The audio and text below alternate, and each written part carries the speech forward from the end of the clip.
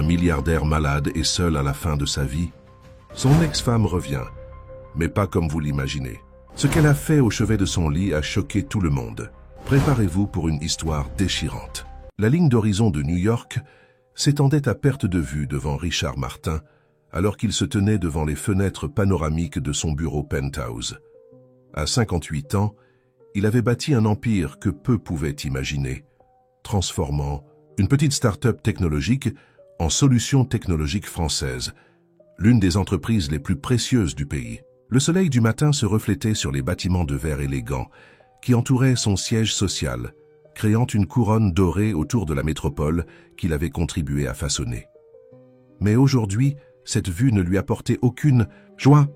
Ses mains tremblaient légèrement alors qu'il tenait le rapport médical, son contenu pesant plus lourd que toutes les responsabilités qu'il avait portées tout au long de sa vie. Le diagnostic ressemblait à une cruelle blague. Après toutes ces années de planification minutieuse et d'ambition incessante, son temps était soudainement mesuré en mois plutôt qu'en années. « Monsieur Martin ?» La voix de son assistante résonna à travers l'interphone. « Votre femme, Madame Claire Martin, est là pour vous voir. » Richard prit une profonde inspiration, redressa sa posture et ajusta son costume sur mesure. Claire avait toujours été son ancre à travers les tempêtes de la construction d'un empire. Elle l'aiderait sûrement à naviguer ce nouveau défi. « Faites-la entrer, Patricia. » La porte s'ouvrit silencieusement et Claire entra avec sa grâce caractéristique. À 53 ans, elle restait aussi élégante que le jour de leur rencontre. Ses cheveux foncés, striés d'argent parfaitement coiffés, sa tenue de créateur impeccable. Mais quelque chose dans ses yeux semblait différent, distant, calculatoire. « Claire, » commença Richard, sa voix plus douce que d'habitude. « Assieds-toi, s'il te plaît. Nous devons parler. » Elle choisit le fauteuil en cuir face à son bureau, ses mains parfaitement manucurées posées sur ses genoux. « Le médecin m'a appelé, Richard. Il a pensé que ce serait mieux si je savais avant de venir ici. » Richard hocha la tête, s'enfonçant dans son fauteuil. « Alors tu comprends pourquoi j'avais besoin de te voir immédiatement. Tout va devoir changer maintenant. L'entreprise, nos plans d'expansion, le nouveau centre technologique à Lyon. Et nous ?» l'interrompit Claire, sa voix portant une pointe qu'il n'avait jamais entendue auparavant. « Et mes plans, Richard, ma vie ?» La question resta suspendue dans l'air comme un nuage lourd. Richard fixa sa femme de 30 ans, essayant de comprendre le sens de ses mots. « Nous sommes dans le même bateau, non? Comme nous l'avons toujours. » « Été ?» Le rire de Claire était creux, dépourvu de chaleur. « Dans le même bateau? Quand avons-nous vraiment été ensemble, Richard? Tu as été marié à cette entreprise pendant 3 décennies. Je n'ai été rien de plus qu'un atout corporatif, la femme parfaite pour ton image parfaite. »« Ce n'est pas juste, » protesta Richard, ressentant une douleur dans sa poitrine qui n'avait rien à voir avec son état. « Tout ce que j'ai construit, je l'ai construit pour nous, pour toi et pour Thomas. Et maintenant, qu'arrivera-t-il à tout ce que tu as construit ?» Claire se leva, arpentant le bureau. « Le conseil d'administration paniquera quand il apprendra ton état. Les cours de l'action chuteront. As-tu pensé à ça? À ce que cela signifie pour nous tous ?» Richard la regarda traverser la pièce, ses mots le blessant plus profondément que toute douleur physique. Ce n'était pas la réaction qu'il avait attendue, pas de la part de la femme qu'il avait soutenue à travers d'innombrables défis, qu'il avait aidé à passer de rien à tout. « J'ai besoin de temps, » dit finalement Claire, s'arrêtant devant la fenêtre. « De temps pour digérer tout ça, pour réfléchir à ce que cela signifie pour mon avenir. Je ne peux pas juste... » Elle se tourna vers lui, son expression soigneusement composée. « J'ai besoin d'espace, Richard. Je vais rester à la maison de plage pendant un moment. »« De l'espace ?» Le mot lui sembla étrange. « Claire, je n'ai plus le luxe du temps. J'ai besoin de toi maintenant, plus que jamais. » Mais elle se dirigeait déjà vers la porte, ses talons claquant sur le sol en marbre avec une détermination sans équivoque. « Mon assistante te contactera pour les arrangements. Et Richard ?» Elle s'arrêta sur le seuil. « Gardons ça entre nous pour l'instant. Pas besoin d'inquiéter Thomas ou le conseil avant que nous ayons un plan clair. » La porte se referma derrière elle avec un léger clic, laissant Richard seul avec le soleil du matin et le poids de son monde qui s'effondrait. Il se retourna vers la fenêtre, contemplant la ville qu'il avait conquise, se sentant plus perdu qu'il ne l'avait jamais été au début de son voyage. Son téléphone vibra. Un message de Thomas, son fils. « Papa, nous devons discuter de l'expansion à Marseille. » Déjeuner aujourd'hui? Aucune mention du diagnostic, aucun signe d'inquiétude. Claire ne lui avait-elle rien dit, ou se souciait-il simplement plus des affaires que de son père? Les doigts de Richard planèrent sur l'écran, prêts à répondre, quand il remarqua un petit café de l'autre côté de la rue. À travers la vitre, il voyait des gens rire, discuter, vivre leur vie sans le fardeau d'un empire à maintenir ou d'un héritage à protéger. Pour la première fois depuis des années, il ressentit une envie inexplicable de s'échapper de la tour qu'il avait construite autour de lui. Sans répondre au message de Thomas, Richard attrapa son manteau. Peut-être était-il temps de trouver refuge dans un endroit inattendu, loin de la cage dorée qu'il avait passé sa vie à construire. La petite cloche en laiton au-dessus de la porte tinta lorsque Richard entra dans le café de l'Espoir. Le contraste avec son environnement professionnel ne pouvait pas être plus frappant. Au lieu de marbre froid et d'acier, des sols en bois, chaleureux et des murs de briques apparentes, créaient une atmosphère d'authenticité confortable. L'arôme de café fraîchement moulu et de pâtisserie l'enveloppa comme une étreinte oubliée. « Bienvenue !» Une voix joyeuse attira son attention. Une jeune femme se tenait derrière le comptoir, ses cheveux bouclés retenus par un foulard coloré, son sourire sincère et naturel. « Je suis Lucie, c'est votre première fois ici. » Richard hocha la tête, soudain conscient de l'incongruité de son costume coûteux dans cet établissement chaleureux. « Je suis passé devant de nombreuses fois, mais je ne suis jamais entré. » Il marqua une pause, réalisant comment cela sonnait. « Je suppose que j'étais toujours trop occupé. »« Eh bien, il y a une première fois à tout, » répondit Lucie, ses yeux marrons chaleureux, ne montrant aucun jugement. « Que puis-je vous servir ?»« Ce que vous me recommanderez, » dit Richard, se sentant étrangement attiré par la simplicité du moment. « Je fais confiance à votre expertise. »« Un homme courageux, » rit-elle, se tournant vers la machine à café élaborée derrière elle. « Notre spécialité maison alors, un macchiato caramel et une part de brioche à la cannelle. » Alors qu'elle préparait sa commande, Richard remarqua un jeune homme à l'une des tables, entouré de plans techniques et d'un ordinateur portable. Il y avait quelque chose de familier chez lui, mais il ne parvenait pas à le situer. « C'est mon frère, Étienne, » expliqua Lucie, suivant son regard. « Il est toujours ici à travailler sur ses projets. Ingénieur de formation, rêveur par nature. » Étienne leva les yeux en entendant son nom et une lueur de reconnaissance traversa son visage. Son expression se durcit légèrement, mais il hocha poliment la tête avant de retourner à son travail. « Installez-vous où vous voulez, » dit Lucie, posant une tasse fumante et une assiette sur un plateau en bois. « Mais je recommande la place près de la fenêtre, la meilleure vue sur la rue, et vous pourrez regarder le monde défiler pendant un moment. » Richard choisit l'emplacement suggéré, s'installant dans un fauteuil confortable qui avait clairement accueilli de nombreuses conversations et réflexions. De là, il pouvait voir la tour de son bureau dominant la rue, mais elle semblait lointaine, comme une photographie d'une autre vie. La première gorgée de café le surprit, riche, complexe, avec une douceur qui ne dominait pas, mais complétait. « C'est exceptionnel, » dit-il lorsque Lucie passa près de lui. « Une recette familiale, » répondit-elle avec un sourire. « Ma grand-mère disait qu'un bon café devrait avoir le goût d'un câlin chaleureux pour l'âme. »« Votre grand-mère était sage, » répondit Richard, sentant quelque chose se débloquer en lui, une porte qu'il n'avait pas réalisé être fermée. « Est-ce que vous possédez cet endroit ?»« Depuis 3 ans maintenant, » dit Lucie, la fierté évidente dans sa voix. C'était un rêve fou, surtout quand tout le monde disait qu'un petit café indépendant ne pourrait pas survivre dans cette jungle corporative. Mais parfois, les rêves les plus fous sont ceux qui valent la peine d'être poursuivis. Richard jeta un autre regard à Étienne, qui était maintenant engagé dans ce qui semblait être une visioconférence, gesticulant avec enthousiasme à propos de quelque chose sur son écran. « Et ton frère, quel rêve poursuit-il » Une ombre traversa le visage de Lucie. Étienne, il avait ses rêves aussi. Il les a toujours, même si la vie ne lui a pas facilité les choses. Mais c'est son histoire à raconter, s'il choisit de le faire. La foule du matin commença à affluer. Des employés de bureau prenant leur dose quotidienne, des créatifs avec des ordinateurs portables s'installant pour de longues sessions, des voisins âgés qui venaient clairement autant pour la conversation que pour le café. Richard regarda Lucie saluer chacun personnellement, se souvenir des noms. demander des nouvelles des familles, célébrer les petites victoires et offrir du réconfort pour les revers mineurs. Son téléphone vibra à plusieurs reprises dans sa poche, des messages de Patricia concernant des réunions, de Thomas à propos de contrats, de membres du conseil d'administration à propos des projections trimestrielles. Pour la première fois depuis des décennies, il les laissa attendre. Encore une tasse.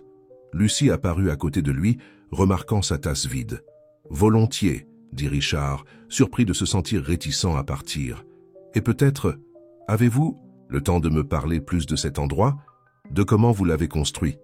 Les yeux de Lucie brillèrent. « Pour quelqu'un qui s'intéresse aux vraies histoires, j'ai toujours du temps. » Elle tira une chaise, faisant signe à son assistant barista de s'occuper du comptoir. « Mais d'abord, laissez-moi vous demander quelque chose. Qu'est-ce qui amène ?» Un homme dans un costume à 3 000 € dans un petit café un mardi matin?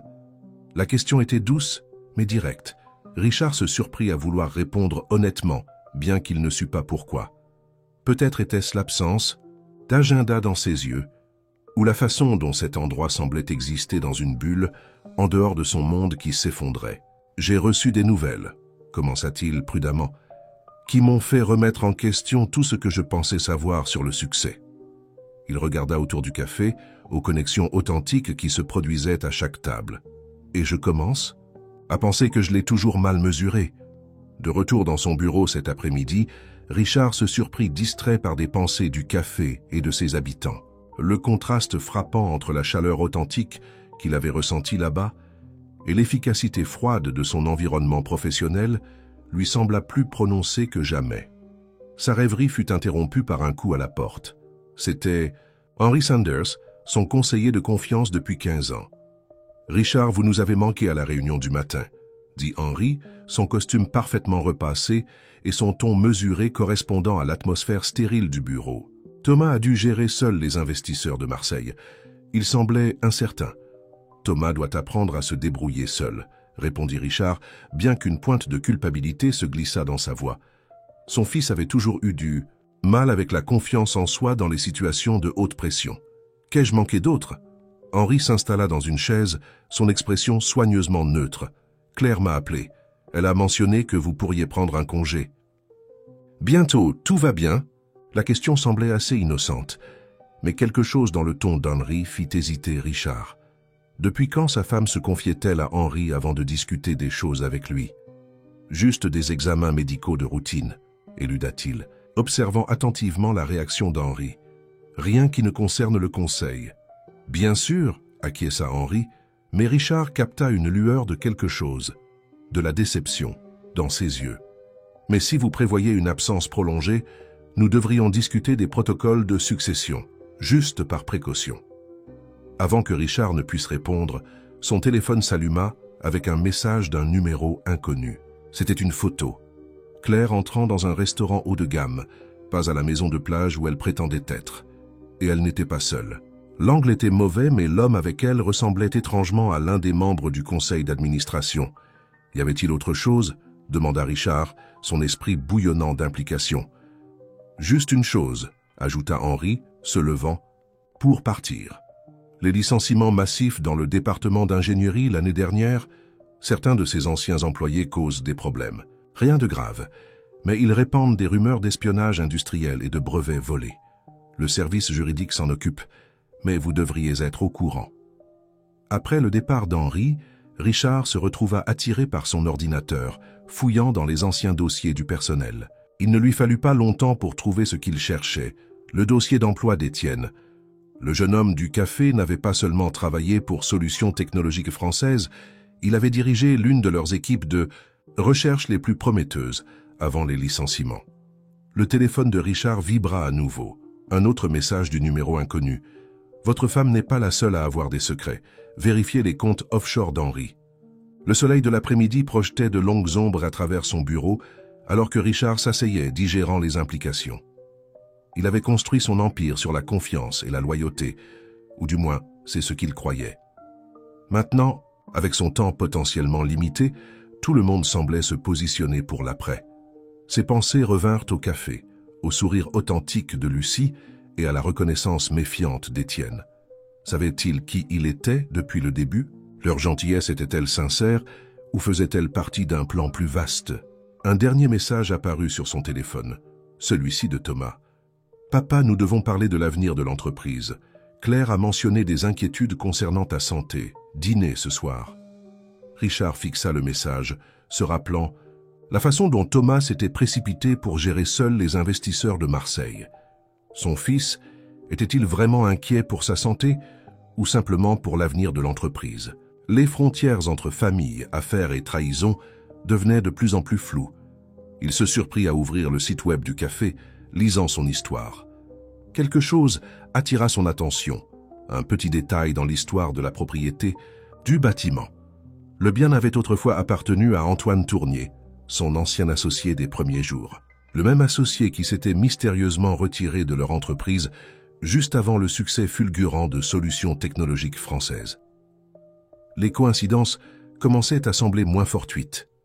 Richard attrapa son téléphone, hésitant un instant avant de composer le numéro de Jacques Martinez, son avocat personnel, et la seule personne en qui il avait encore une confiance absolue.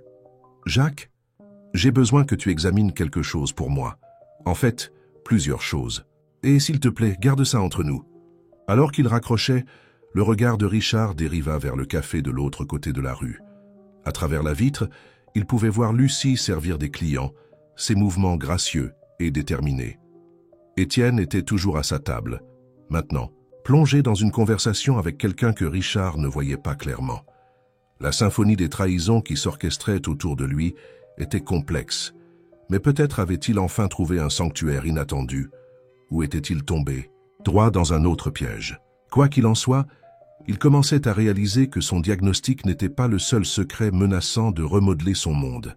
Son ordinateur émit un son indiquant un email urgent du conseil d'administration. Il convoquait une réunion d'urgence pour le lendemain matin. L'objet du message était « Confidentiel, planification de la transition de leadership ». Richard n'avait parlé de son état à personne d'autre qu'à Claire.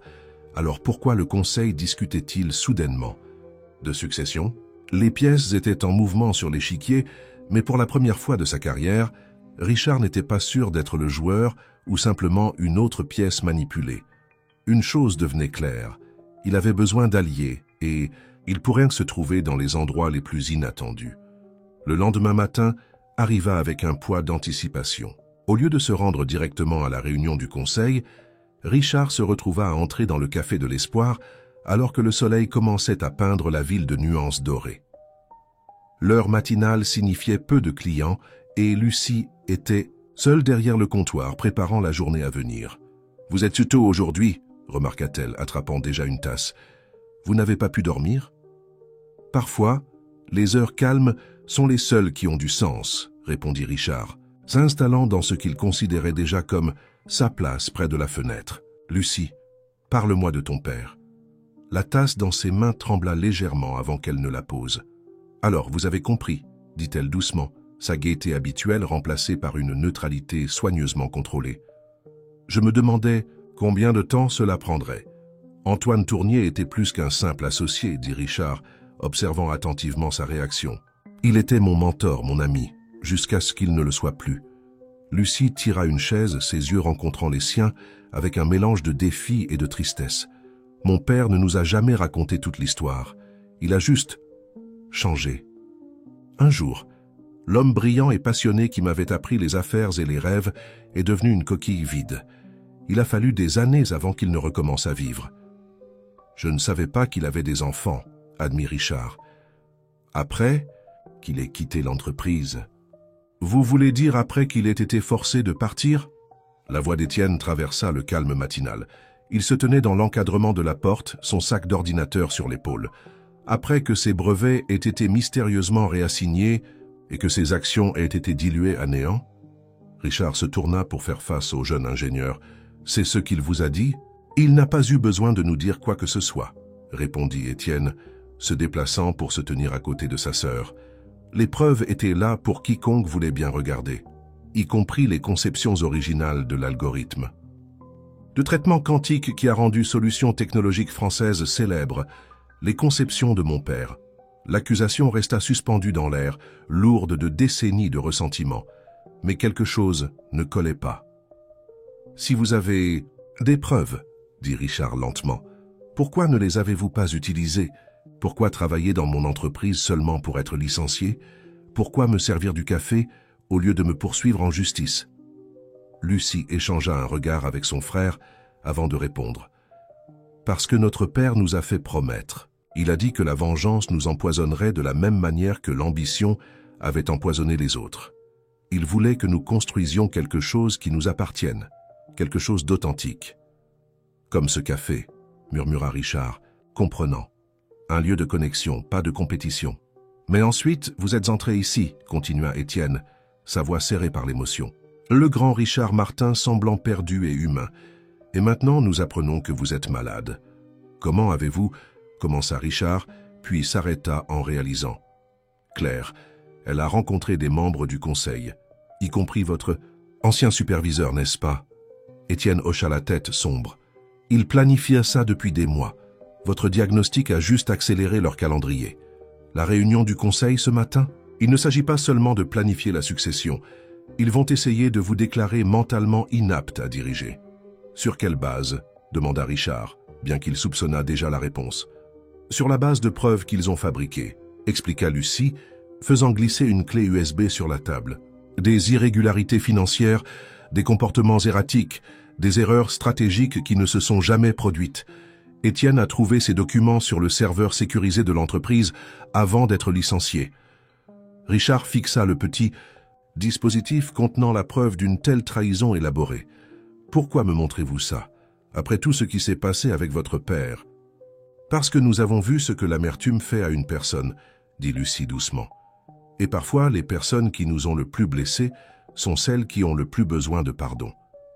Il y a plus, ajouta Étienne, ouvrant son ordinateur portable. La technologie sur laquelle je travaille, c'est une amélioration des conceptions originales de mon père. Quelque chose qui pourrait révolutionner l'informatique quantique. Les membres du conseil d'administration le savent, c'est en partie pour ça qu'ils veulent prendre le contrôle de l'entreprise maintenant. Ils pensent qu'ils pourront me forcer à la leur vendre une fois que vous serez hors de leur chemin. La lumière du matin devint plus forte, projetant leurs ombres sur les murs du café. Richard regarda ces deux jeunes gens, les enfants de l'homme qu'il avait autrefois trahi, lui offrant maintenant une chance de rédemption. Son téléphone vibra. Un message de Jacques. Document prêt. J'ai trouvé le lien entre Claire et Henri. Réunion dans 30 minutes? La réunion du conseil commencerait dans 1 heure. Richard regarda les frères et sœurs Tournier, puis son téléphone. Des années auparavant, il avait choisi l'ambition plutôt que l'amitié. Maintenant, face à la trahison de ceux qui lui étaient les plus proches, on lui offrait une seconde chance par les mêmes personnes qui l'avaient blessé. « J'ai besoin de votre aide », dit-il finalement. « Et je pense savoir comment nous pouvons nous entraider. Mais d'abord, il y a quelque chose que vous devriez savoir sur les brevets de votre père. » La foule du matin arriverait bientôt, apportant ses préoccupations quotidiennes et ses délais professionnels. Mais dans ce moment calme, 3 personnes liées par un passé compliqué commencèrent à tisser un nouvel avenir. Un avenir qui secouerait les fondations de l'empire que Richard avait construit, et peut-être en construirait quelque chose de plus significatif à sa place. La salle du conseil d'administration de Solutions Technologiques Françaises avait été le témoin de nombreuses luttes de pouvoir au fil des ans, mais aucune comme celle-ci. Richard était assis à la tête de l'immense table en acajou, observant les membres du conseil entrer un par un. Chaque visage qu'il connaissait depuis des années prenait maintenant une nouvelle signification, allié potentiel ou ennemi confirmé. Claire arriva en dernier, parfaitement composée dans un tailleur, Marine prenant place à côté d'Henry Sanders. Leurs regards se croisèrent brièvement, et Richard remarqua quelque chose qu'il n'avait jamais vu auparavant, une légère nervosité dans son attitude habituellement confiante. Elle ne s'attendait pas à ce qu'il assiste à cette réunion. « Bonjour », commença Richard, sa voix ferme et forte. « Je comprends qu'il y a des inquiétudes concernant le leadership de l'entreprise qui doivent être abordées. » Henri s'éclaircit la gorge, jetant un rapide coup d'œil à Claire avant de parler. « Richard, nous sommes inquiets pour votre santé. Des comportements récents ont soulevé des questions sur votre capacité à continuer à diriger l'entreprise efficacement. » Intéressant, répondit Richard, ouvrant un portefeuille en cuir. Ces comportements incluraient-ils mes prétendues décisions financières erratiques, celles documentées dans ces rapports? Il fit glisser des copies des documents de la clé USB d'Étienne sur la table. La température de la pièce sembla chuter de plusieurs degrés. Le visage d'Henri resta composé, mais ses jointures blanchirent alors qu'il serrait son stylo. « Ou peut-être, continua Richard, faites-vous référence à mon absence non autorisée hier matin, quand j'étais en fait en réunion avec le docteur Marcus à propos de mon état. Un état que, curieusement, ce conseil semble connaître très bien malgré les lois sur la confidentialité médicale. » Thomas se tortilla sur son siège. « Papa, nous sommes juste inquiets. Maman a dit... » « Ta mère a été très inquiète, en effet, » l'interrompit Richard, faisant un signe de tête à Jacques Martinez, qui était entré silencieusement dans la pièce. Si inquiète qu'elle a rencontré régulièrement des membres du conseil pour discuter des plans de succession, des plans qui, selon ses relevés bancaires, impliquent des transactions offshore importantes. La composition de Claire se fissura légèrement. « Vous prouvez notre point, Richard. Ces accusations paranoïaques sont des faits documentés, » intervint Jacques, distribuant une autre série de documents, ainsi que la campagne systématique pour saper l'autorité de M. Martin à travers des rapports falsifiés et des preuves fabriquées. La salle du conseil éclata en murmures et en bruit de papier. Richard remarqua que plusieurs membres semblaient de plus en plus mal à l'aise, tandis que d'autres gardèrent des expressions impassibles qui en disaient long. « C'est absurde, » déclara Henri se levant. « Nous essayons de protéger les intérêts de l'entreprise. » En volant une technologie propriétaire, demanda Richard calmement. La pièce devint silencieuse. Les innovations en traitement quantique que vous avez secrètement négocié d'acquérir. Saviez-vous qu'elles sont basées sur les conceptions originales d'Antoine Tournier? Le nom tomba comme une bombe dans la pièce.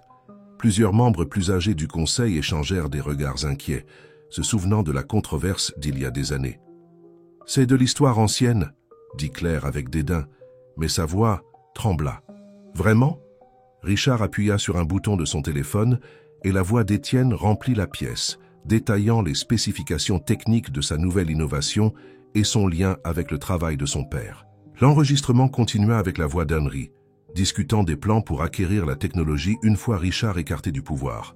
« Cette réunion a été convoquée pour discuter des inquiétudes concernant le leadership, » dit Richard, sa voix coupant à travers la tension. « Alors parlons de leadership. Parlons de loyauté, d'innovation et de l'avenir de cette entreprise. Mais d'abord, il appuya sur un autre bouton de son téléphone. Je crois que notre équipe juridique aimerait nous rejoindre.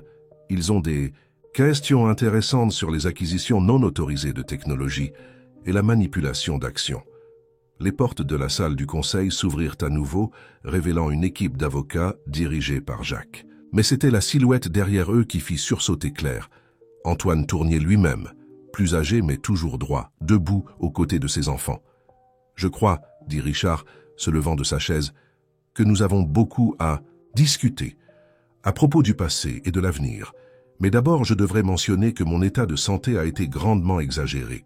Je ne suis pas en train de mourir, bien que je suspecte que cette nouvelle en décevra certains. » Le soleil du matin traversa les fenêtres, illuminant la scène comme une scène de théâtre. À ce moment, Richard ressentit une étrange gratitude pour son faux diagnostic. Il avait forcé cette confrontation, cette chance de réparer les erreurs passées et de forger une nouvelle voie. « Maintenant, » continua-t-il, « allons-nous commencer la vraie réunion, celle où nous discutons de comment sauver cette entreprise des personnes mêmes qui prétendent la protéger? Les heures suivantes allaient redéfinir solutions technologiques françaises pour toujours. » Mais alors que Richard regardait les visages autour de la table, certains craintifs, certains calculatoires, certains montrant un respect naissant, il savait que le vrai travail, celui de la rédemption et de la reconstruction, ne faisait que commencer. L'empire qu'il avait construit pourrait s'effondrer, mais peut-être que quelque chose de plus précieux en émergerait. Le soleil de l'après-midi projetait de longues ombres sur le café de l'Espoir, alors que Richard était assis avec Antoine Tournier, leur première vraie conversation depuis plus de 2 décennies. Le café animé avait fermé plus tôt, créant un espace intime pour des vérités longtemps attendues. Lucie se déplaçait tranquillement autour d'eux, préparant le café avec le même soin qu'elle montrait toujours, tandis qu'Étienne était assis à proximité, son ordinateur portable fermé pour une fois. J'aurais dû te confronter il y a des années, dit Antoine, ses mains marquées par le temps enroulées autour de sa tasse de café. Au lieu de cela, j'ai laissé l'amertume me ronger, apprenant à mes enfants à se méfier de tout ce que tu as construit. Je méritais cette méfiance, répondit Richard, le poids de l'ancienne culpabilité lourd dans sa voix. Le succès m'a aveuglé. Je me suis convaincu que la fin justifiait les moyens. Et maintenant, demanda Lucie, les rejoignant à la table, qu'arrive-t-il à Solutions Technologiques Françaises? Avant que Richard ne puisse répondre, la porte du café s'ouvrit malgré le panneau fermé. Thomas était là, paraissant plus jeune et plus vulnérable que Richard ne l'avait vu depuis des années. « Papa », sa voix était incertaine, « je t'ai suivi ici. J'ai besoin de comprendre ce qui s'est passé aujourd'hui. » Richard fit signe à son fils de les rejoindre. Thomas s'approcha avec prudence, ses yeux passant d'un visage à l'autre autour de la table, la reconnaissance s'installant alors qu'il regardait Antoine. « Vous êtes l'homme des vieilles photos, » dit Thomas, « celles que papa gardait dans son bureau.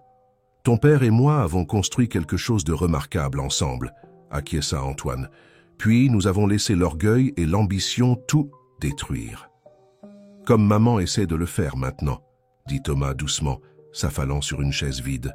« Je savais qu'elle était malheureuse, mais je n'aurais jamais pensé. » Il s'interrompit, incapable de terminer sa pensée. « Elle joue un long jeu, » intervint Étienne, son hostilité initiale envers le jeune Martin s'adoucissant légèrement.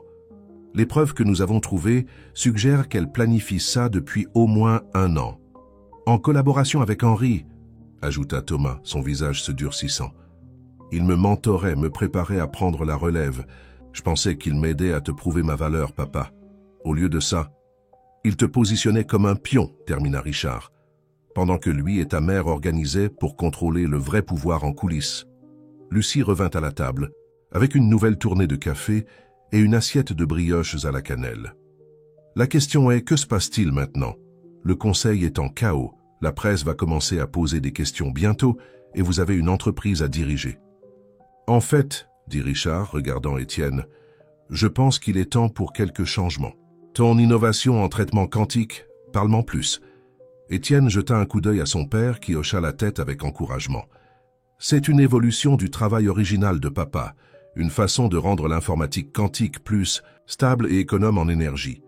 Les applications pourraient tout révolutionner, de la recherche médicale à la modélisation climatique. Le genre d'innovation qui pourrait redéfinir l'avenir de Solutions Technologiques Françaises, murmura Richard, et peut-être réparer une partie des dégâts que j'ai causés. Il se tourna vers Thomas. Fils, tu as essayé de prouver que tu étais prêt à diriger, mais peut-être que nous avons mal compris ce qu'est le leadership. Thomas se pencha, en avant intrigué. Que veux-tu dire? La technologie d'Étienne a besoin d'une équipe pour la développer, de ressources pour la soutenir et de leadership pour la guider, expliqua Richard. Mais pas le genre de leadership que j'ai montré. Quelque chose de nouveau, quelque chose de collaboratif. Un partenariat, suggéra Antoine, la compréhension s'installant dans ses yeux, comme nous aurions dû le maintenir toutes ces années. Exactement, acquiesça Richard. Thomas, comment te sentirais-tu à l'idée de travailler avec Étienne? D'apprendre la technologie depuis la base, pendant qu'il apprend le côté business? Ensemble, vous pourriez construire quelque chose qu'aucun de vous ne pourrait créer seul. Les 2 jeunes hommes se regardèrent, des années de préconception et de préjugés commençant à se fissurer. « J'aimerais ça, » dit Thomas lentement. « Je suis fatigué d'essayer d'être le fils que tu voulais, papa. Peut-être qu'il est temps que je découvre qui je suis vraiment. »« Et toi ?» demanda Richard à Étienne. « Serais-tu prêt à faire à nouveau confiance à un Martin ?» Étienne échangea un regard avec Lucie avant de répondre. « La confiance doit commencer quelque part, et ton fils n'est pas responsable du passé. » En parlant du passé, intervint Lucie, qu'en est-il de maman, de Claire, des membres du conseil qui les ont soutenus? L'expression de Richard devint sérieuse. « Jacques s'occupe des aspects juridiques. Il y aura des conséquences, mais pas de vengeance. J'ai appris cette leçon. » Il marqua une pause, regardant autour de la table. « Ce café est devenu plus qu'un refuge. Il m'a montré ce que j'avais perdu de vue il y a des années, l'importance de construire des connexions, pas juste des empires. » Alors peut-être, suggéra Antoine, qu'il est temps de construire quelque chose de nouveau ensemble. La lumière du soir filtrait à travers les fenêtres du café illuminant le petit groupe alors qu'ils commençaient à planifier un avenir qu'aucun d'eux n'avait imaginé possible quelques jours auparavant. Dehors, la ville continuait son rythme incessant, inconsciente que dans un petit café, un nouveau chapitre était en train d'être écrit. Un chapitre de rédemption, de réconciliation et de la possibilité de quelque chose de plus grand que le succès. La transformation de solutions technologiques françaises commença non pas dans la salle du conseil d'administration, mais dans le sous-sol du Café de l'Espoir. Étienne avait converti l'espace en un laboratoire improvisé avec des tableaux blancs couvrant les murs et des écrans d'ordinateur affichant des calculs quantiques complexes. Thomas était assis à côté de lui, cravate desserrée, manches retroussées, absorbant tout ce qu'il pouvait sur la technologie qui pourrait redéfinir leur avenir. Donc le problème de stabilité quantique, dit Thomas pointant un diagramme, c'est ce que l'entreprise de mon père, notre entreprise, n'a pas réussi à résoudre il y a 20 ans. Ton père et le mien étaient proches, répondit Étienne, ouvrant un ancien dossier de recherche. Ils ont abordé le problème sous des angles différents. Mon père s'est concentré sur la mise à l'échelle durable, tandis que le tien poussait pour une application immédiate sur le marché. Les deux approches avaient du mérite, mais aucune solution n'était complète. Et tu as trouvé un moyen de combiner les deux approches? Étienne hocha la tête, ses réserves initiales à travailler avec le jeune Martin cédant progressivement à un enthousiasme sincère. La percée est venue quand j'ai arrêté d'essayer de résoudre ça seul. Parfois, on a besoin d'une nouvelle perspective. À l'étage, Richard et Lucie étaient assis à leur table habituelle, passant en revue la couverture médiatique des récents changements chez Solutions Technologiques Françaises. Les titres étaient un mélange de spéculation et de surprise. Un géant technologique annonce un partenariat révolutionnaire. L'héritier Martin s'associe au fils d'un ancien employé. Un remaniement corporatif signale une nouvelle direction pour Solutions Technologiques Françaises. Les médias deviennent fous en essayant de comprendre ce qui se passe, observa Lucie, faisant glisser une autre tasse de café vers Richard. Et les avocats de Claire demandent une réunion. Richard soupira, regardant la foule du matin affluer dans le café. Beaucoup étaient ses propres employés, certains le regardant avec curiosité, d'autres avec respect. La nouvelle de la tentative de prise de contrôle par Claire et Henri avait fuité, ainsi que l'histoire de son faux diagnostic. Mais au lieu d'affaiblir sa position, cela l'avait en quelque sorte humanisé. « Qu'il demande », répondit-il. « Jacques a assez de preuves pour assurer un règlement équitable. Je suis plus intéressé par la construction que par les combats maintenant. » Antoine entra dans le café, portant une pile de vieux carnets. « J'ai trouvé ça dans mon grenier », annonça-t-il les posant. « Toutes mes notes de recherche originales, y compris les impasses. Ça pourrait aider les garçons en bas à éviter certains pièges. » La transformation n'avait pas seulement affecté l'entreprise. Richard regarda son vieil ami se déplacer dans le café avec une énergie renouvelée, s'arrêtant pour partager des idées avec Étienne et Thomas, offrant des suggestions et embrassant enfin son rôle de mentor pour les deux jeunes hommes. « Tu sais, » dit Lucie, observant l'enthousiasme de son père, « je ne l'ai pas vu aussi vivant depuis des années. C'est comme s'il laissait enfin aller le passé. »« Nous le faisons tous, » acquiesça Richard. Bien que je doive te demander, pourquoi m'as-tu vraiment servi du café ce premier jour? Tu devais savoir qui j'étais. Le sourire de Lucie contenait une pointe de malice. Je crois aux secondes chances, et tu avais l'air de quelqu'un qui avait besoin de plus que du café.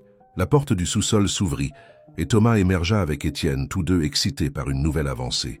Le contraste entre eux était frappant. Thomas dans son costume de créateur, Étienne dans sa tenue décontractée. Mais leur enthousiasme partagé comblait le fossé. « Papa, tu dois voir ça », appela Thomas. Étienne a trouvé un moyen d'améliorer l'efficacité du traitement de près de 40%.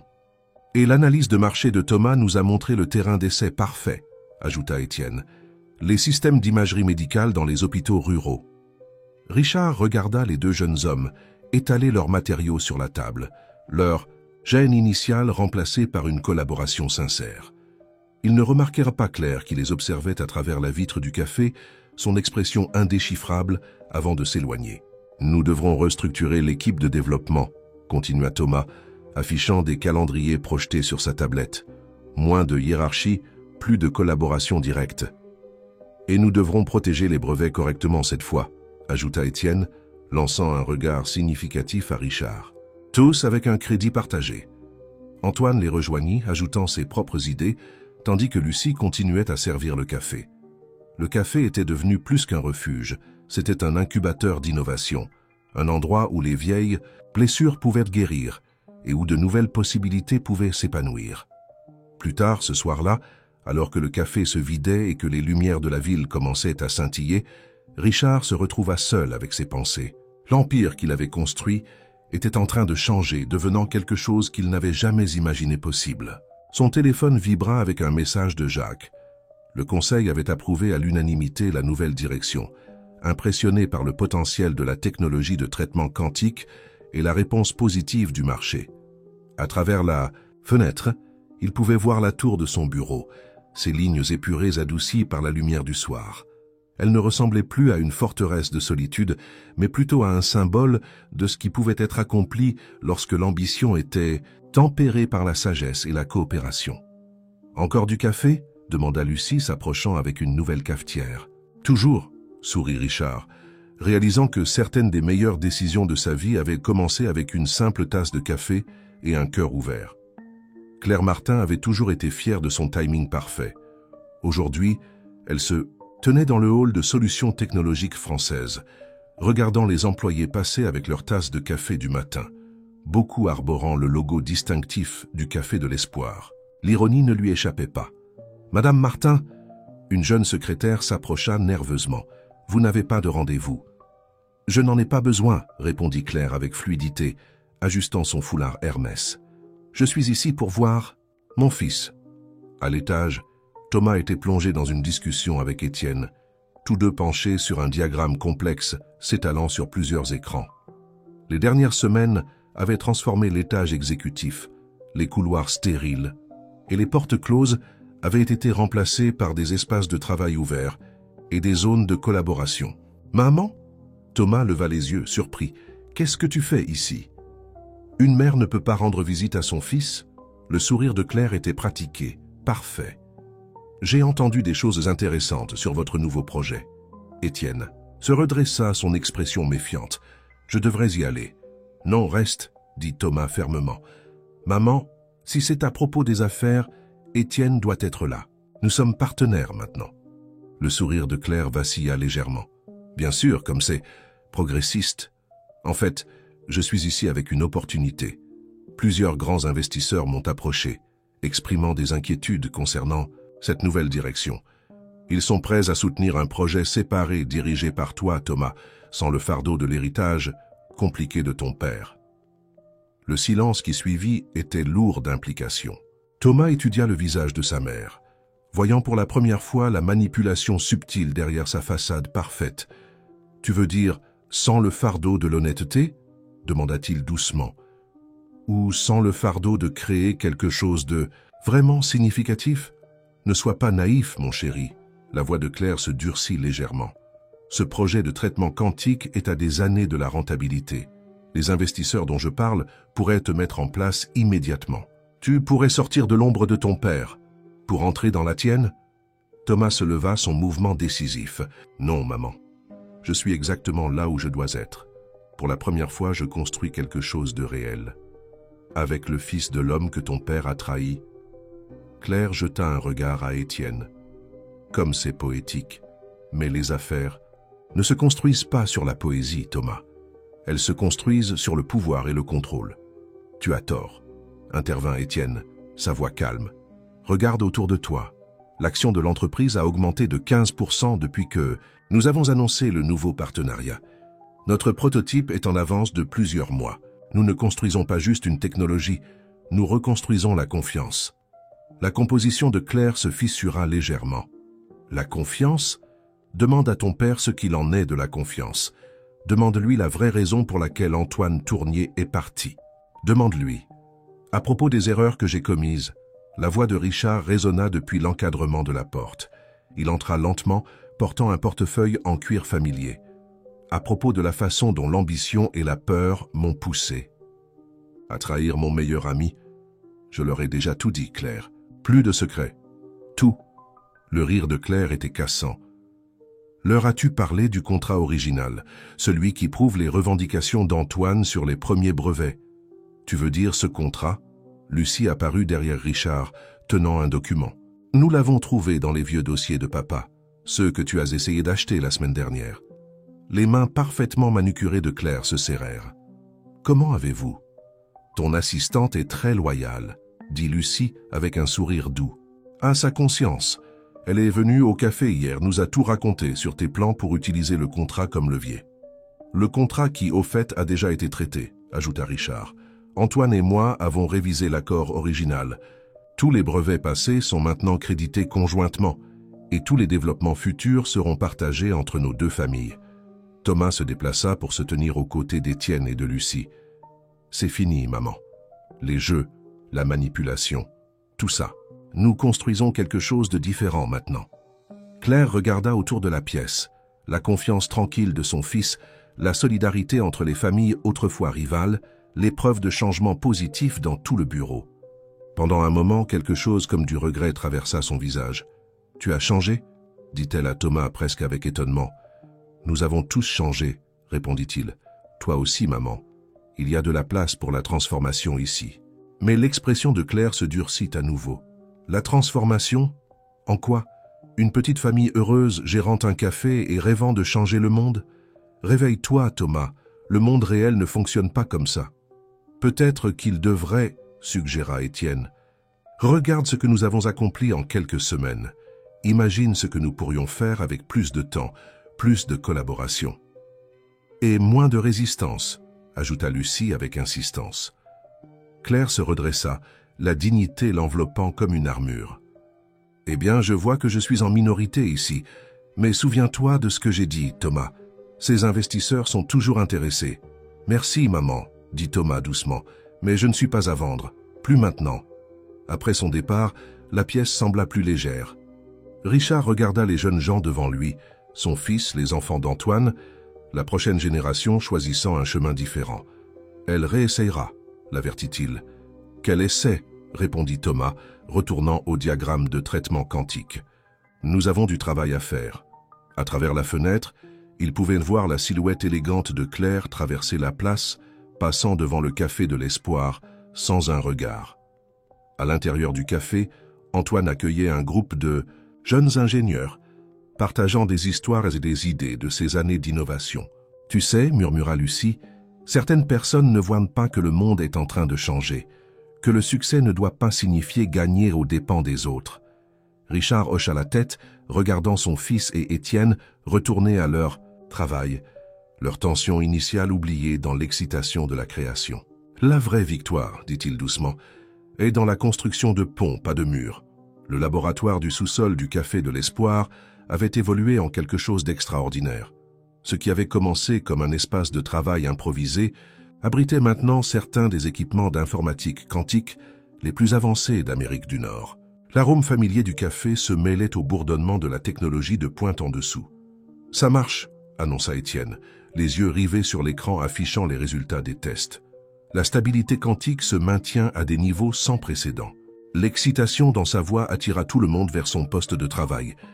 Thomas se pencha, son costume d'affaires légèrement froissé après des heures de travail intense. L'application d'imagerie médicale traite les données plus rapidement que prévu. Regarde l'amélioration de la résolution. Sur l'écran, des images médicales complexes se rendaient avec une clarté remarquable, chaque détail cristallin. Ce qui prenait normalement des heures était traité en quelques minutes, avec une précision qui pourrait révolutionner les capacités de diagnostic. Le docteur Johnson de l'hôpital Memorial a appelé, dit Lucie, descendant les escaliers avec un plateau de café frais. Leur essai a dépassé les attentes. Ils demandent à étendre le programme à d'autres départements. Antoine, qui observait tranquillement depuis un coin, s'avança pour examiner les résultats. « Le problème de stabilité qui nous a tourmentés, il y a 20 ans, murmura-t-il, résolu en combinant notre approche originale avec une nouvelle architecture quantique. Parfois, les meilleures solutions viennent en reliant le passé et le futur. » Richard hocha la tête, se souvenant des innombrables nuits passées avec Antoine à lutter contre des défis similaires il y a des décennies. Nous étions trop concentrés sur la compétition à l'époque. Imagine ce que nous aurions pu accomplir si nous étions restés partenaires. Nous ne pouvons pas changer le passé, répondit Antoine, posant une main sur l'épaule de son vieil ami. Mais nous pouvons en tirer des leçons. Regarde ce que nos enfants ont accompli ensemble. Le prototype était devenu plus qu'une percée technologique. C'était un symbole de rédemption, de ce qui pouvait être accompli lorsque l'ambition était tempérée par la coopération. Le laboratoire du sous-sol était devenu un lieu de rassemblement pour certains des esprits les plus brillants de l'industrie, attirés par les rumeurs du travail révolutionnaire qui s'y déroulait. La réunion avec les investisseurs est demain, rappela Thomas, redressant sa cravate. Nous devons être prêts à leur montrer non seulement la technologie, mais son impact réel. J'ai invité des invités spéciaux, ajouta Lucie avec un sourire. L'équipe médicale de Mémorial ainsi que des représentants de 3 hôpitaux ruraux. Laissez les investisseurs voir par eux-mêmes comment cette technologie change des vies. Étienne afficha un autre ensemble de données. Nous devrions aussi leur montrer ça, les mesures d'efficacité énergétique. Nous utilisons moins d'1/4 de l'énergie des systèmes quantiques traditionnels. L'impact environnemental seul rend cela viable pour une adoption généralisée. Alors qu'ils peaufinaient leur présentation, Richard remarqua que quelque chose avait changé chez son fils. L'exécutif nerveux, essayant de prouver sa valeur, avait disparu. À sa place, se tenait un jeune homme confiant qui avait trouvé sa vocation. En travaillant aux côtés d'Étienne, en apprenant la technologie depuis la base, Thomas avait découvert quelque chose de plus précieux que le pouvoir hérité, le respect mérité. Le café au-dessus avait fermé pour la soirée, mais la lumière continuait de filtrer par ses fenêtres. Il était devenu courant pour l'équipe de travailler tard, alimenté par le café de Lucie et l'excitation des percées successives. L'espace s'était transformé d'un simple café en un centre d'innovation, où les barrières entre la hiérarchie corporative et la recherche académique se dissolvaient sur des rêves partagés et des tasses de café sans fin. « Tu sais, » dit Lucie, regardant son frère et Thomas travailler en harmonie, « maman disait toujours que le café était trop petit pour mes ambitions, mais parfois, les plus grands changements commencent dans les plus petits endroits. » Richard sourit, se souvenant de sa première visite désespérée au café, quand il pensait manquer de temps. « Ton café a sauvé plus que mon entreprise, Lucie. Il nous a tous sauvés, chacun à sa manière. » Une notification apparut sur l'écran principal, un email des avocats de Claire, une autre tentative de contester la nouvelle structure de partenariat. Mais cela semblait lointain maintenant, insignifiant par rapport à ce qu'ils construisaient. « Devrions-nous nous inquiéter ?» demanda Étienne, remarquant la notification. « Non, » répondit Thomas fermement. « Qu'elle nous défie. Nous avons quelque chose qu'elle n'a jamais compris, une vision plus grande que les marges bénéficiaires. » Antoine commença à esquisser sur un tableau blanc, une vieille habitude de ses jours de recherche. Le traitement quantique n'est que le début. Une fois que nous aurons perfectionné cette architecture, les applications seront infinies. La santé, la modélisation climatique, les systèmes éducatifs. En parlant d'éducation, intervint Lucie, l'université veut établir un partenariat de recherche. Il parle de créer un centre d'informatique quantique avec des opportunités de stage pour les étudiants issus de milieux défavorisés. L'idée suscita un enthousiasme immédiat. Bientôt, le tableau blanc fut rempli de nouvelles possibilités, des moyens d'étendre leur impact au-delà de la technologie pure vers une transformation sociale. Le laboratoire du sous-sol bourdonnait d'énergie alors qu'il planifiait non seulement des produits, mais un héritage. Alors que minuit approchait, Richard regarda autour de la pièce cette famille improbable qu'ils avaient créée. Son fils et Étienne, plongés dans des discussions techniques. Lucie ajoutant ses idées sur l'impact communautaire. Antoine esquissant des innovations futures. Chacun d'eux apportait quelque chose d'unique à leur vision partagée. À travers la fenêtre du sous-sol, les lumières de New York scintillaient comme des étoiles lointaines. Quelque part là-bas, Claire complotait probablement son prochain mouvement. Mais ici, dans ce sous-sol transformé sous un café, quelque chose de remarquable grandissait. Un avenir construit sur la collaboration plutôt que la compétition, sur la guérison plutôt que la blessure, sur l'idée simple que les plus grandes réalisations viennent du travail ensemble. La salle de conférence de solutions technologiques françaises n'avait jamais semblé aussi vivante. Au lieu des présentations corporatives habituelles, l'espace avait été transformé pour raconter une histoire, Des équipements d'imagerie médicale alignaient un mur, affichant la clarté révolutionnaire de leurs scans traités quantiquement. Des médecins de l'hôpital mémorial étaient prêts à partager leurs expériences, tandis que des écrans affichaient des données en temps réel des essais en cours. Thomas ajusta sa cravate une dernière fois, attrapant son reflet dans la fenêtre. Derrière lui, Étienne effectuait les derniers contrôles sur leur système de démonstration, tandis que Lucie arrangeait des rafraîchissements qui allaient bien au-delà des offres corporatives habituelles. Son mélange spécial de café et des pâtisseries soigneusement sélectionnées, représentant la fusion de leurs deux mondes. « Les investisseurs sont là », annonça Richard entrant dans la pièce, « et nous avons un invité surprise. » Avant que quiconque ne puisse demander qui, Claire entra, suivie d'un groupe d'hommes d'affaires sérieux en costume coûteux. Elle arborait un sourire subtil que Thomas connaissait trop bien, celui qui précédait généralement ses manœuvres les plus calculées. « Ça ne vous inquiétez pas, dit-elle, notant leur surprise. Je suis juste ici pour observer. Après tout, mon fils est sur le point de faire une grande impression, n'est-ce pas ?» La pièce se remplit rapidement d'investisseurs, de membres du conseil d'administration et de professionnels de la santé. Richard prit place à l'arrière, debout à côté d'Antoine, tous deux regardant leurs enfants se préparer à présenter l'avenir qu'ils avaient à construire ensemble.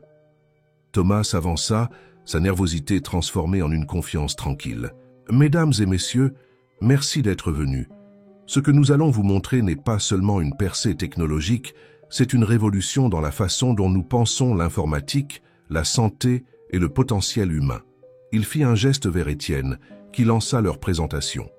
Les écrans s'animèrent avec des données, mais au lieu de statistiques sèches, ils montrèrent de vraies histoires, des patients dont les conditions avaient été diagnostiquées plus tôt grâce à leur imagerie améliorée, des hôpitaux ruraux accédant maintenant à des capacités de diagnostic de classe mondiale, des économies d'énergie rendant l'informatique avancée accessible à des institutions aux ressources limitées.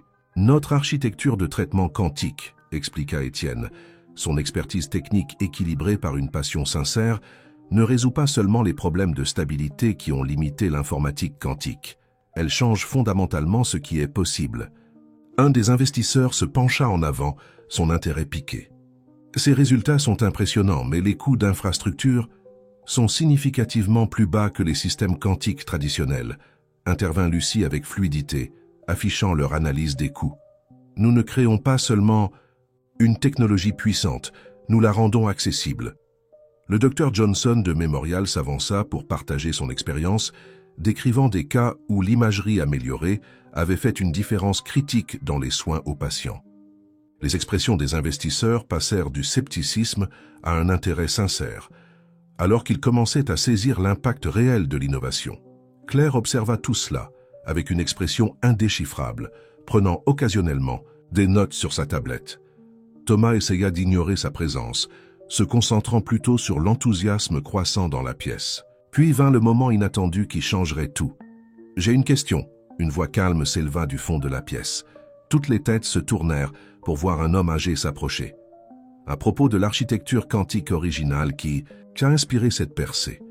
Richard et Antoine échangèrent un regard, reconnaissant le docteur Jan Chen, l'un des pionniers mondiaux de l'informatique quantique. Il n'était pas sur la liste des invités. « Il y a 20 ans, continua le docteur Chen, j'ai examiné un article qui proposait une solution similaire au problème de stabilité. Il n'a jamais été publié, mais il a jeté les bases de ce que vous avez accompli ici. » Il regarda directement Antoine. « C'est toi qui as écrit cet article, n'est-ce pas, vieil ami ?» Antoine hocha lentement la tête. « Jean, je ne savais pas que tu étais à Paris. Claire m'a invité, » sourit le docteur Chen, provoquant une vague de surprise dans la pièce. « Elle m'a envoyé tes papiers de recherche originaux la semaine dernière, ainsi que les nouveaux développements de ton équipe. » Il se tourna vers Claire. « Bien que je suspecte que ce n'est pas tout à fait le résultat que tu espérais. » Claire se leva, sa composition légèrement ébranlée.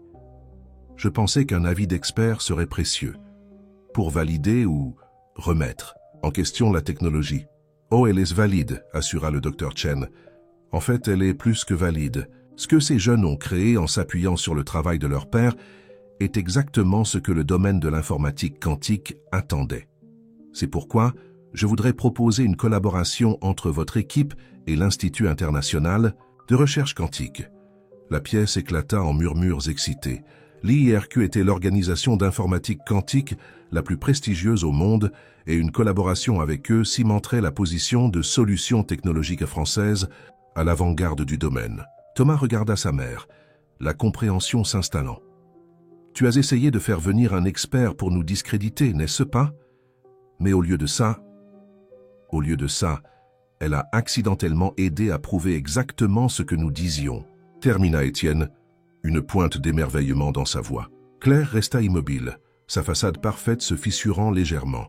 « J'avais besoin d'être sûr, de comprendre ce que vous construisiez vraiment ici. »« Et maintenant ?» demanda Richard doucement, s'approchant de sa femme éloignée. « Que comprends-tu maintenant, Claire ?»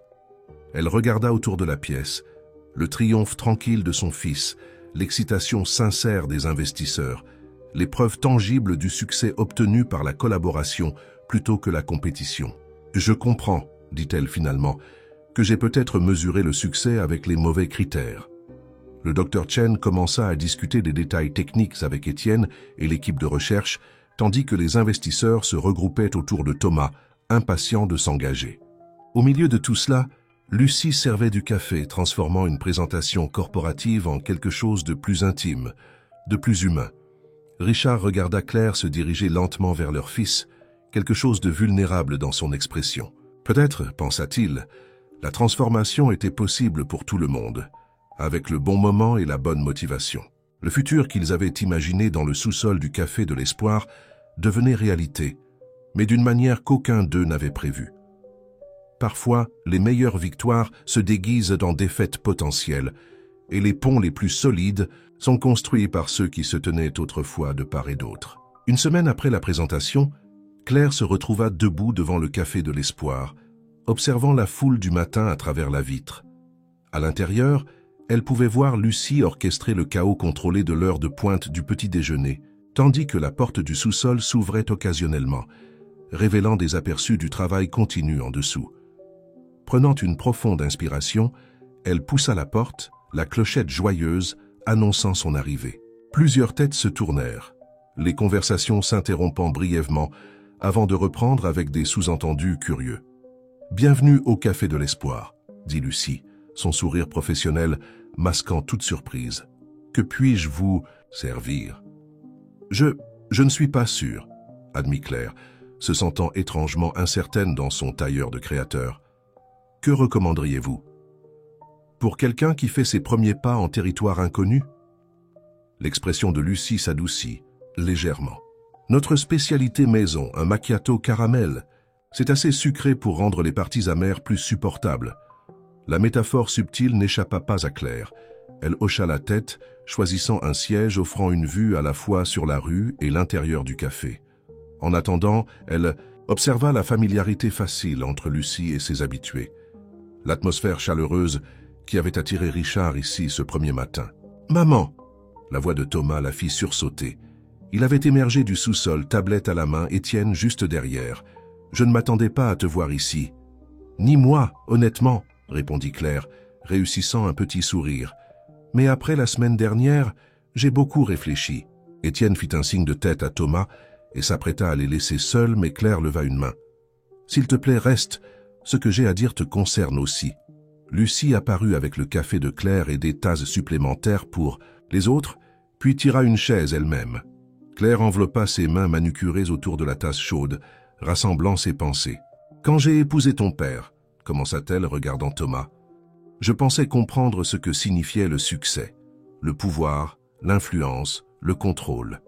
J'ai passé 30 ans à perfectionner cette image, croyant que je construisais quelque chose d'important. » Elle marqua une pause, prenant une gorgée de café. « Mais en vous regardant tous la semaine dernière, la façon dont vous travaillez ensemble, ce que vous créez, j'ai réalisé que je me tenais du mauvais côté de l'histoire. Il n'est jamais trop tard pour traverser les ponts, » offrit Lucie doucement. « N'est-ce pas, papa ?» Antoine était apparu du sous-sol, sa présence complétant leur rassemblement improbable. Il étudia Claire un moment, avant de parler. « J'ai gardé de l'amertume pendant 20 ans. Cela n'a servi personne, surtout pas moi. Le projet quantique n'est que le début, » ajouta Étienne, affichant des données sur sa tablette. L'équipe du Dr Chen a identifié des applications auxquelles nous n'avions même pas pensé. L'impact potentiel sur la santé seule est... C'est remarquable, termina Claire. Oui, j'ai lu les rapports. Tous. Je voulais comprendre à quoi mon fils participait. Elle se tourna vers Thomas. Tu as trouvé ta place ici, n'est-ce pas? Pas dans mon ombre ou celle de ton père, mais dans quelque chose de totalement nouveau. Thomas hocha la tête, son expression un mélange de prudence et d'espoir. Nous l'avons tous fait. Maman, les choses que nous développons ici, elles pourraient changer des vies. Pas juste faire des profits, mais vraiment faire une différence. Je sais, dit Claire doucement. C'est pourquoi je suis ici. J'ai parlé à mes avocats. Je veux transférer mes actions de solutions technologiques françaises dans un fonds dédié à l'expansion des applications médicales de votre technologie quantique, en me concentrant sur sa mise à disposition pour les communautés qui ne pourraient autrement pas se le permettre. Le silence qui suivit était lourd de surprise. Lucie fut la première à réagir, se levant pour aller chercher une nouvelle. Tournée de café. Je pense que cela mérite notre mélange spécial. Claire, dit Antoine prudemment, c'est une décision significative. Tes actions représentent un pouvoir et une richesse considérables. Oui, acquiesça-t-elle. Et pendant trop longtemps, j'ai utilisé ce pouvoir pour les mauvaises raisons. Peut-être qu'il est temps qu'il serve un meilleur but. Elle regarda Thomas. Si vous acceptez mon aide. Thomas échangea des regards avec Étienne et Lucie avant de répondre. Nous devrions établir des paramètres clairs. Pas d'ingérence dans le développement technique, pas de jeu de pouvoir corporatif. Juste, une mère soutenant la vision de son fils, hocha Claire, et peut-être apprenant à voir le succès à travers de nouveaux yeux. La porte du sous-sol s'ouvrit à nouveau, et Richard émergea, s'arrêtant à la vue de leur rassemblement. Claire croisa son regard, des années d'histoire compliquées passant entre eux. « J'ai entendu parler de ta proposition, » dit-il, les rejoignant à la table. « Jacques a mentionné que tu avais été en pourparlers avec lui. »« Je pensais que tu t'y opposerais, » admit Claire. Richard secoua la tête. « L'homme que j'étais il y a quelques mois l'aurait peut-être fait. Mais j'apprends aussi. Parfois, la plus grande force réside dans l'abandon du contrôle. » Comme pour souligner son propos, le Dr Johnson de Memorial choisit ce moment pour entrer dans le café, portant les résultats des derniers essais. Les images montraient des détails sans précédent, offrant l'espoir de diagnostics plus précoces et de meilleures options de traitement.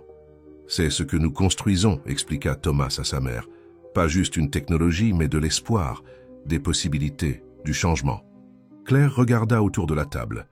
La confiance tranquille de son fils, l'innovation passionnée d'Étienne, la force nourricière de Lucie, la réconciliation entre Richard et Antoine. L'empire qu'elle avait aidé à construire se transformait en quelque chose qu'elle n'avait jamais imaginé, quelque chose de mieux. « Alors enseigne-moi, » dit-elle simplement. « Apprends-moi à faire partie de ce nouveau monde que vous créez. » Le soleil du matin filtrait à travers les fenêtres du café, illuminant leur petit groupe. Dehors, Paris continuait son rythme implacable. Mais ici, le temps semblait ralentir, faisant de la place pour de nouveaux départs et la guérison des vieilles blessures. L'aile pédiatrique de l'hôpital Memorial bourdonnait d'une énergie qui n'avait rien à voir avec son nouveau système d'imagerie quantique.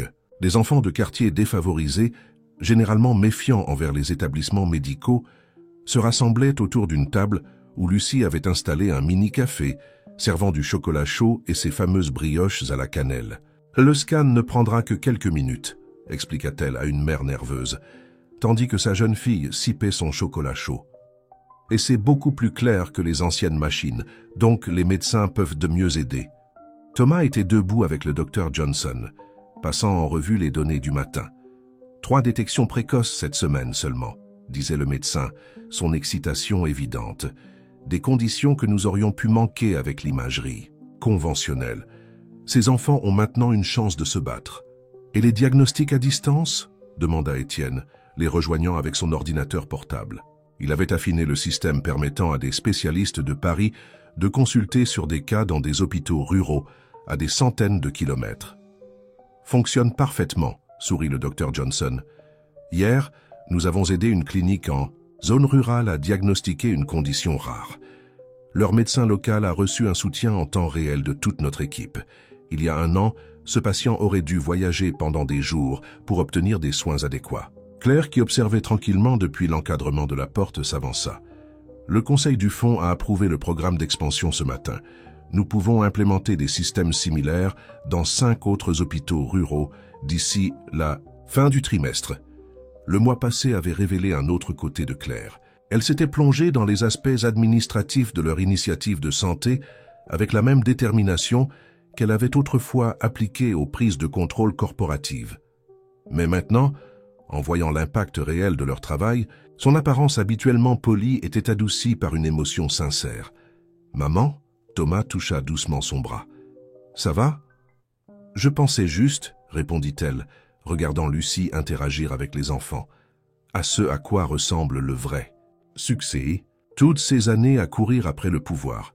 Et nous voilà, apportant un changement réel dans la vie des gens. » Richard et Antoine arrivèrent avec un groupe de chercheurs internationaux faisant partie de la collaboration avec l'Institut du Dr Chen.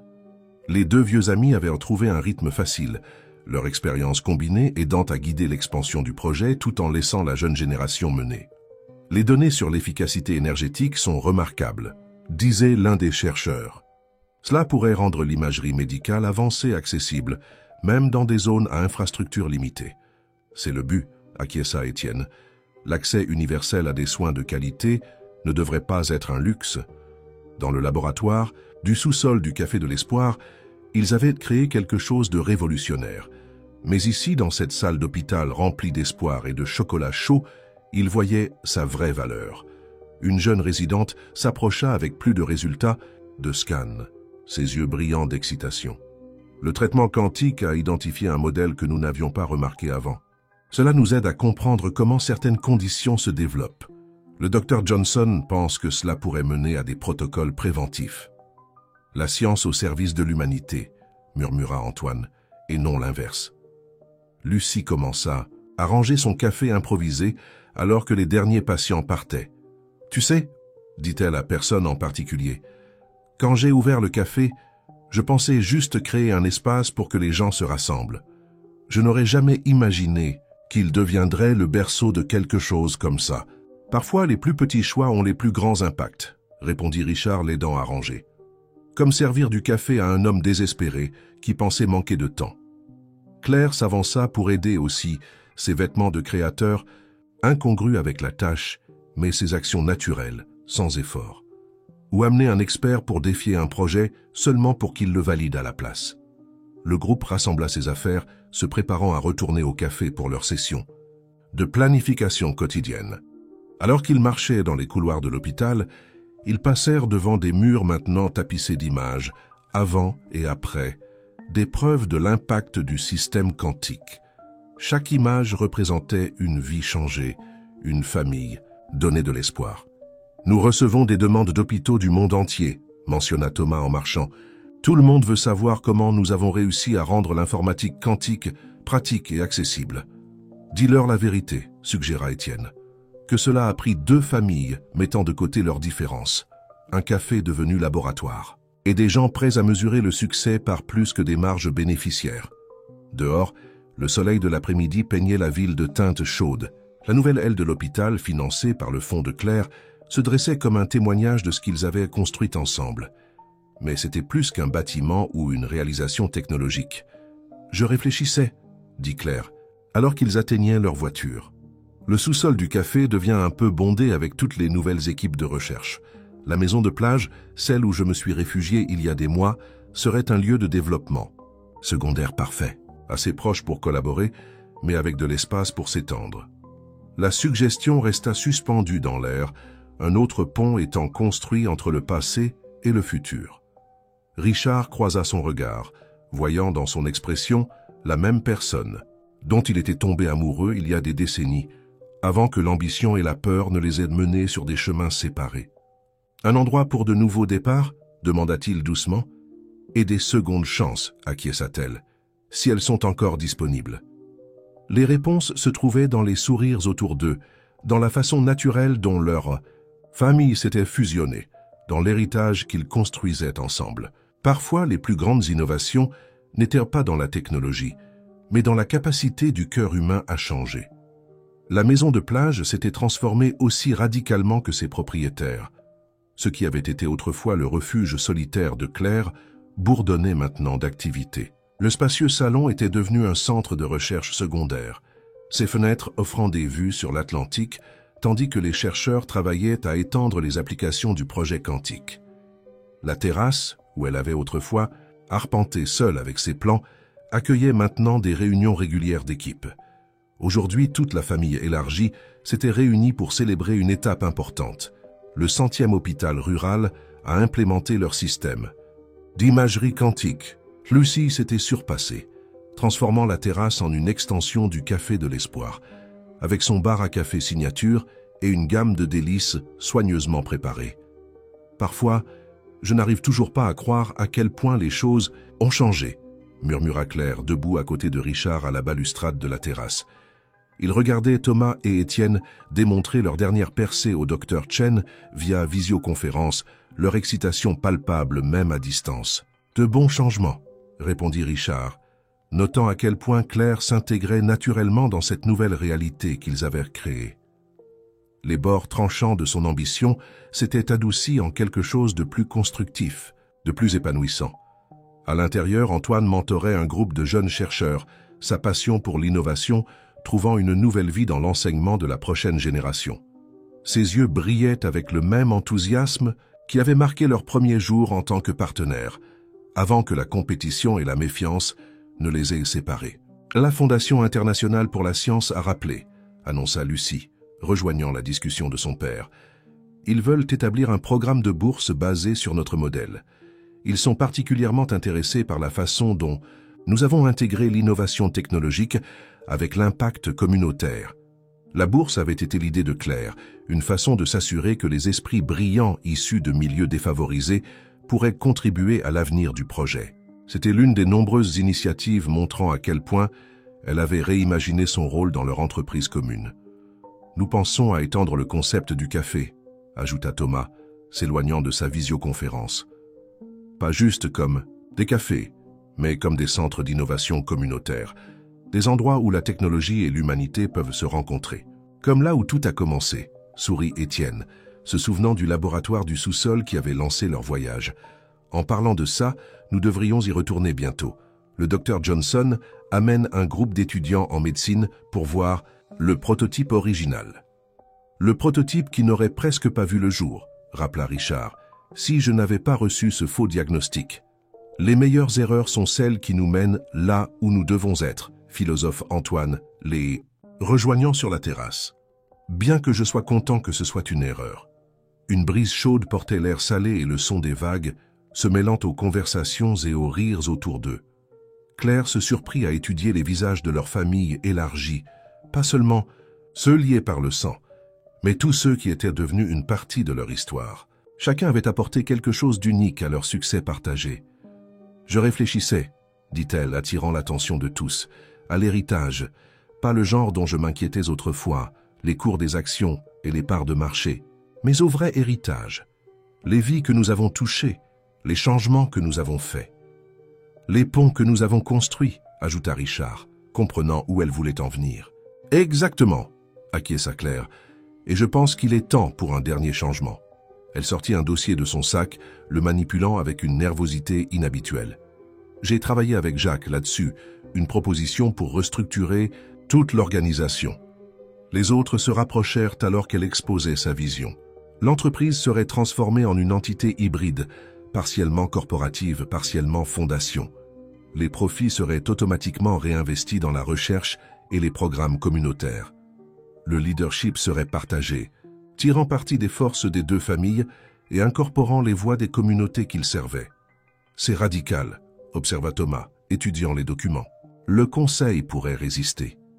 Qu'il résiste, répondit Claire avec une confiance qui venait maintenant de la conviction plutôt que du contrôle. Nous avons prouvé que le succès peut être mesuré par plus que des rapports trimestriels. De plus, elle sourit, nous avons quelque chose de mieux que l'approbation corporative. Quoi donc? Demanda Étienne, bien que son expression suggérait qu'il connaissait déjà la réponse. Des résultats. Claire fit un geste vers l'ordinateur, portable, où les données de leur réseau d'hôpitaux montraient l'impact quotidien de leur travail. De l'espoir, du changement, le genre de succès qui compte. Alors que le soleil commençait à se coucher, projetant de longues ombres sur la terrasse, le groupe dériva naturellement vers des conversations plus intimes. Thomas et Étienne affinaient leurs plans pour les centres d'innovation. Lucie discutait des critères de bourse avec Antoine. Richard se retrouva à observer Claire alors qu'elle se déplaçait parmi leurs invités, sa chaleur sincère étant un monde loin de son charme calculé d'antan. L'air nocturne se remplit de possibilités, pas seulement pour leurs projets, mais pour toutes les vies qu'ils toucheraient. Ce qui avait commencé dans le désespoir d'un petit café était devenu quelque chose qu'aucun d'eux n'aurait pu imaginer seul. Mais ensemble, ils avaient construit quelque chose d'extraordinaire. « Tu sais, » dit Claire plus tard, alors que le rassemblement touchait à sa fin, « j'ai passé tant d'années à avoir peur de perdre le contrôle. Je n'ai jamais réalisé que le vrai pouvoir réside dans l'abandon, dans la confiance, le partage, la construction de quelque chose de plus grand que nous. » Les lumières de Paris brillaient à l'horizon, un rappel de là où leur voyage avait commencé. Mais ici, dans cet espace transformé, avec leur famille transformée, ils écrivaient un nouveau chapitre, pas seulement dans la technologie ou les affaires, mais dans l'art de la connexion humaine.